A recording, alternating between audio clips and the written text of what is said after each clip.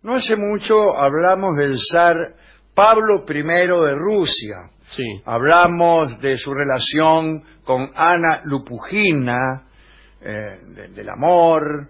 Hablamos también del hijo Alejandro, quien medio estaba aliado con quienes lo querían derrocar. Hablamos de los nacionalistas que no toleraban el amor que Pablo I sentía por Prusia, una nación de la cual se había copiado hasta la indumentaria militar. En fin, hablamos de muchísimas cosas. Pero hoy hablaremos de la paranoia de Pablo I. Dimos a entender, en nuestra última charla sobre este zar, que estaba un poco loco. Bueno, hoy recordaremos que era hijo de Pedro III y de Catalina la Grande. Algunos dicen que los primeros cuidados que recibió cuando era niño forjaron un carácter un poco patológico. Esto lo dice Rolón. No, eso lo dice usted, se lo pone en boca a Rolón, señor. Cuando Catalina dio a luz a Pablo, todavía gobernaba la zarina Isabel, y luego del ungimiento del recién nacido, la zarina ordenó que lo retiraran de la habitación de sus padres. Es decir, lo criaron nodrizas y funcionarios. Isabel, la zarina de aquel entonces, lo confió a personas que se encargaron de su educación y casi no permitía que la madre lo visitara. Ahora bien, las nodrizas, que tenían miedo de que se les enfriara el chico, usted sabe que en Rusia hace mucho frío. Sí, está fresco. Lo tenían bajo mantas todo el día, no abrían nunca la ventana. Y el niño creció en unas habitaciones cálidas pero hediondas, y su salud fue precaria. Parece que el autor de esta nota cree que una habitación cerrada y hedionda es mala para la salud, y en cambio cree como Rolón que cuando uno abre la ventana y entra el aire se cura todas las enfermedades. Y bueno, sí, porque además entra el mundo, señor, por la ventana. Bueno, esa es una metáfora, señor. El caso es que se tornó proclive a los resfríos este chico, a las indigestiones y a las crisis nerviosas.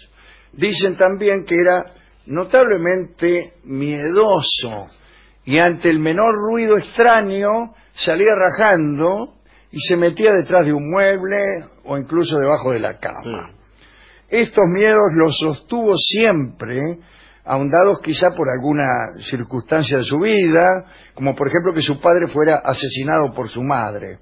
Bueno, eso no ayuda mucho. No, digamos que le crea a uno cierta inquietud, ¿no es cierto? ¿Y qué le parece, señor? Es una cosa totalmente patológica, como diría Rolón. Bueno, cuando Pablo llegó a ser el zar, se repitieron algunas situaciones que eran producto de sus miedos. Un día, poco después de su coronación, visitó la ciudad de Pavlovsk. Es una ciudad que, si no me falla la memoria, no queda lejos de San Petersburgo. Queda ahí unos 30 kilómetros. Los suburbios de San Petersburgo. Un suburbio de San Petersburgo. En un momento, mientras paseaban, sonaron unas trompetas, y se asustó. Este hombre se asustó. Abandonó a los invitados que lo acompañaban y se encerró en el castillo. Pablo creyó que las trompetas habían tocado una alerta e imaginó que se estaba desarrollando un golpe contra él. Bueno, como cualquiera. Bueno, no sé, está cualquiera un poco... que oye unas trompetas piensa que están por derrocarlo. Para lo que previamente hay que ser príncipe. Eso sí. Eso sí, ¿no? Pero hay quien se cree igual príncipe. Sí, y al oír una campana se pone en guardia. Sí, el paranoico se siente derrocado de casi cualquier instrumento. Sí. Al ver incluso unos destacamentos de soldados que encontró en el camino, el zar quedó convencido de que los conspiradores habían organizado una rebelión. Bueno, se escondió entonces ahí en el castillo, pero al rato se asombró de la calma que sobrevino y mandó a hacer una investigación entre los soldados, y luego se le informó que el disturbio había sido provocado por el trompetista de la guardia, que estaba practicando su instrumento en el cuartel. Pablo entonces distribuyó algunos castigos y emitió un decreto que ordenaba a los habitantes de Pavlovsk a abstenerse de gritos, chiflidos, conversaciones y trompetas. Aterrado por los planes que pudiera haber contra su trono o su persona, Pablo creyó conveniente acercarse al pueblo para que le contaran todo aquello que percibieran. Él pensaba que esta era una manera de multiplicar su vista.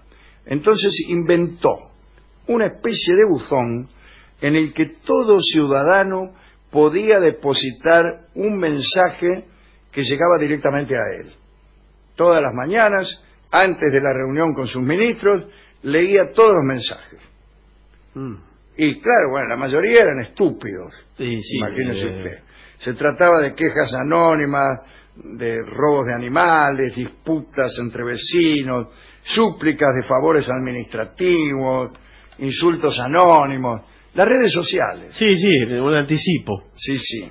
Entonces Pablo se arrepintió de aquel buzón, porque en vez de ayudarlo, lo perjudicaba más. Porque había también, como hemos dicho, caricaturas, panfletos, claro, burlas, en contra del gobierno, y falsa información. Sí, me suena. Claro, bien. Entonces el zar cerró el buzón y tuvo más miedo. Eran las redes. Creyó también que si disciplinaba al ejército, podía eludir levantamientos en su contra. Hizo entonces algunas cosas inexplicables. Ordenó que las tropas llevaran unos sombreros que en verdad eran unos tricornios desmesurados, anacrónicos. Hizo que los soldados se peinaran con bucles y trenzas engrasadas.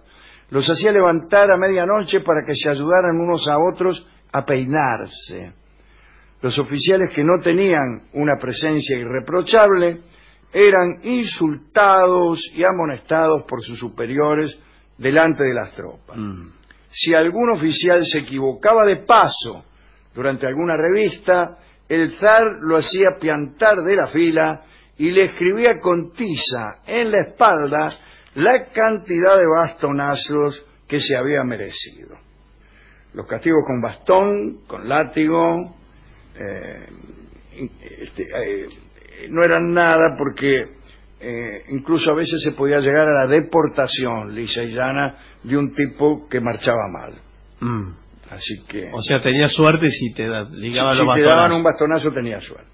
Los oficiales adquirieron el hábito de llevar, durante los desfiles y ejercicios, plata. ¿Por qué? Por si los deportaban repentinamente.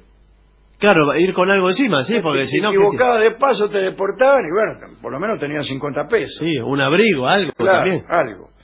Pablo asistía todos los días a las revistas o a los desfiles de la guardia, y durante el invierno se lo veía rodeado de sus edecanes, dando unos saltitos para calentarse, porque se negaba a ponerse abrigos de piel.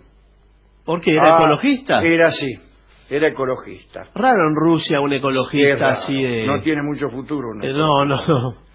Agitaba el bastón para marcar el ritmo y sentía un placer maníaco en anunciar después del desfile los castigos e incluso a veces las promociones que él había decidido para las tropas que habían desfilado.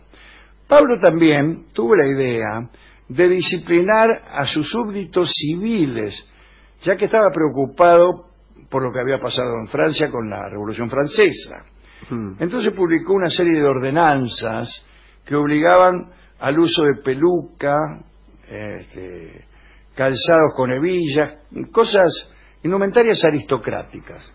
Se hicieron obligatorias para todo el mundo. Y los guardias detenían a los contraventores en plena calle y los despojaban de la ropa no permitida. Sí, señor. Ahí está, Algunos que no vestían como lo indicaba el zar volvían a su casa desnudos o en calzoncillo. Además, la corrección de la indumentaria iba acompañada de reglas estrictas de respeto hacia el zar. Cuando un paseante veía en la calle a un miembro de la familia imperial, debía bajarse del carro, si venía en carro. Claro, sí. Si no, en caso de que por negligencia un ciudadano olvidara someterse a la consigna de cortesía, le confiscaban el carro. Todo era para sacarle algo. Sí, claro. La ropa, el Y carro. le daban el carro al ejército. La alegría, sí. Casi no quedaron carreros ni vendedores de fruta, nada. ¿no? ¿Qué quieres?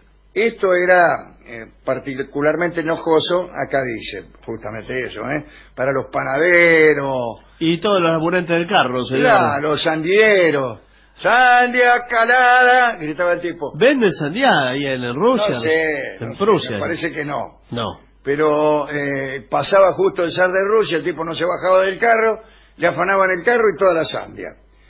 Bien, la asistencia a los eventos teatrales también tuvo nuevas reglas. Durante una representación teatral, Pablo se enojó porque los espectadores aplaudían sin esperar que él diera la señal. Se anticipaban a aplaudir. Y aplaudía mal, por lo tanto. Bueno, el caso es pena de calabozo al que precediera al zar en un aplauso. Tenía que esperar que aplaudiera el tipo. Esta disciplina feroz no consiguió que Pablo estuviera a salvo del descontento de algunos. Es cierto que el zar se dormía a las 8 de la noche y había ordenado que todos se acostaran a esa hora en el palacio y en Rusia. En todo Rusia. ¿Quién lo controla? En toda Rusia, señor. Y algunos no le hacían caso y empleaban las horas de sueño para conspirar. Claro. Y para escuchar este programa. Sí, así fue que durante la madrugada del 11 de marzo de 1801, Pablo fue asesinado por unas personas que justamente no habían cumplido esas recomendaciones. Pero además es muy fácil porque usted ya sabe a qué hora se duerme el zar. O sea, lo agarra durmiendo. Lo agarra siempre a Polillán. Claro. Llega a las 9 de la noche y lo mata. Y lo mata y listo. Bueno, ese era Pablo. Me parece que efectivamente estaba medio loco. Igual, ¿cuál de los zares no estuvo loco como este? Bueno, no sé, alguno quizá. ¿No? ¿A quién quiere dedicar esto? Yo al trompetista y a los que iban al teatro y estaban esperando que aplaudiera el tipo para aplaudir ellos. Hemos ido a la discoteca y el discotecario, bueno, también está loco, ¿no? Sí. Y solo se impresionó por el frío que hace en Rusia. Pero bueno, eso es un tema, bueno, es hace algo frío, como hace frío ahora. Pero es algo lateral en la historia, no cuenta demasiado. Se impresionó con el zar que no usaba abrigo de cuero, que estaba muy de cuerpito gentil, dando saltitos en las frías mañanas en que pasaba revista, ¿no? Así que nos dio el disco de Ignacio Corsini que se llama Temblando. Ah, bueno, sí. Es un lindo vals compuesto pensando en el frío de Rusia. También puede ser el temblar de miedo de los que rodeaban al zar. Puede ser, pero me parece que en Rusia uno tiembla primero de frío y después de miedo.